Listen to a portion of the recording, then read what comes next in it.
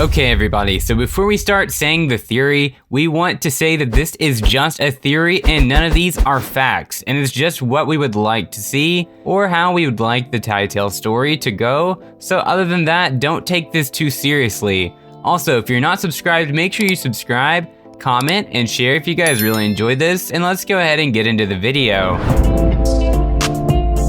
If so, you guys just get ready for this. We'll be talking about Hytale's history many years ago. There was a speck of dust in the universe. That dust over millions of years traveled through many solar systems, attaching to the dust over time, and 5 main elements that we know today were created. Those elements are wind, earth, lightning, water, and fire. Not realizing that with all this light comes with great darkness, and all these elements fuse together to create an all-powerful being named Gaia. Gaia was the only existing being in the universe. Gaia felt lonely, so she decided to use all 5 of her elements to create a planet with many biomes and zones named Orbis. This planet was beautiful with its high mountains and deep oceans. Gaia wasn't satisfied with her creation, so she started to create other life forms, and Gaia created 2 beings named Tessa and Kairos, and Gaia taught Tessa and Kairos that would know how to master the 5 elements and use their new abilities to create other life in the universe. They created everything from Quebecs to piranhas. While the 3 of them are satisfied with their doings, they decided to create other planets to make more life on Tesla with the help of Gaia, and they created a planet with the 5 elements named Nam Derzil. This planet was beautiful with his white structures and spectacular wildlife. Gaia gave Tesla the power to do whatever she wants to do on the planet, and Gaia and Kairos created a planet named Nexus, which was also beautiful. The planet had the highest mountains and the deepest seas. Once again, Gaia gave Kairos control of the planet. All 3 remained control of these planets for centuries until one day Gaia was giving her children ratings on their planets to see who was doing a better job, and Gaia loved Tessa's planets more than Kairos's, so then Kairos became jealous and immediately thought of plans on how to improve his planet to beat Tessa.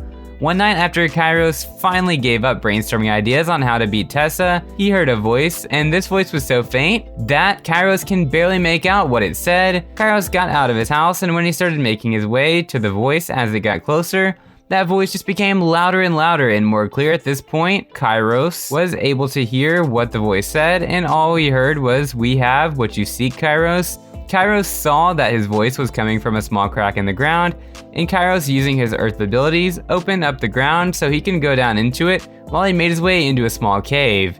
He heard the voice say, "Let me use your power to defeat Tessa."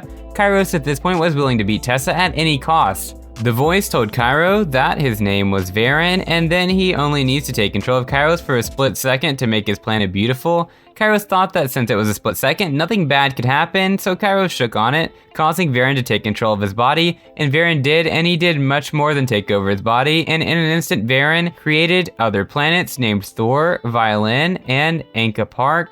Both are beautiful planets, but very different. Thor Violin was a fire planet, and Anka Park was an all-sand planet. Gaia felt this disturbance and int over to Kairos to ask what happened. Kairos told Gaia that he int over just for her so he can defeat Tessa. Gaia told Kairos and said this was not the way to do it, and that he had started to break down the planets.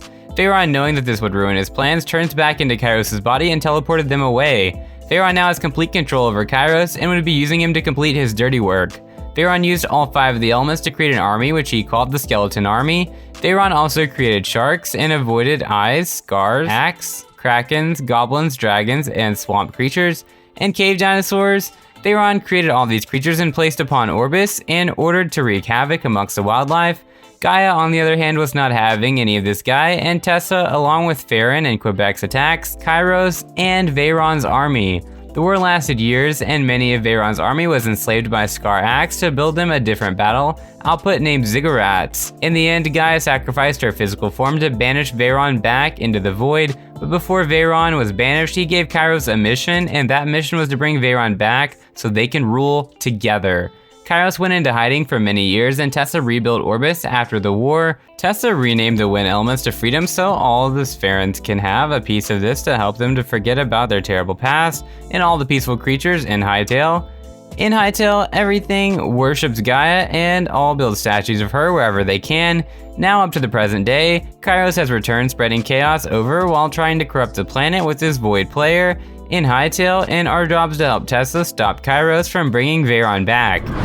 In conclusion, we hope everybody did enjoy this theory, and as we said before in the beginning of the video, it is a theory. None of this is supposed to be taken as fact. If you want more speculations and theories, make sure you leave a comment below on what you want next. So until next time, this is Hytale Loop, and we'll see you in the next one.